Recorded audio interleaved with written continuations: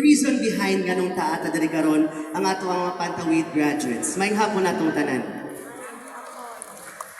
Lisod kaayo mo sunod ug mohatag og mensahe kung imong gisundan ang pinakangilngig o ang pinakagwapo sa Dumaguete. Sakto ba ko? No!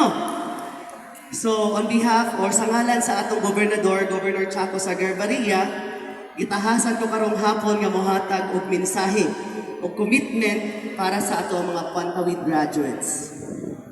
Duha lang gyud kabutang ang akong maistorya while naminaw ko sa inyong mga success stories. Una, synergy. Kani nga word, balik katawang mayor. Kani nga word, iyaha yun ni.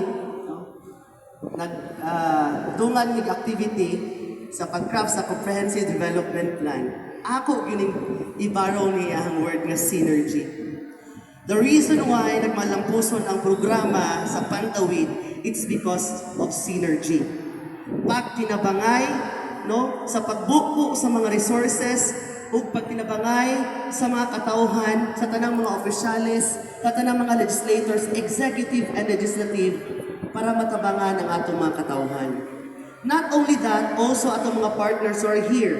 Kung dili tungod sa atong mga partners, natay academe, natay Department of Education, Department of Health, CHED, and others, and of course, kinatibuk-an sa DSWD, from the top management to the field staff, wa kadiri karong hapuna. Sakto ba ko? Timanin niyo yung word nga synergy. Ikaduha, word nga padayon.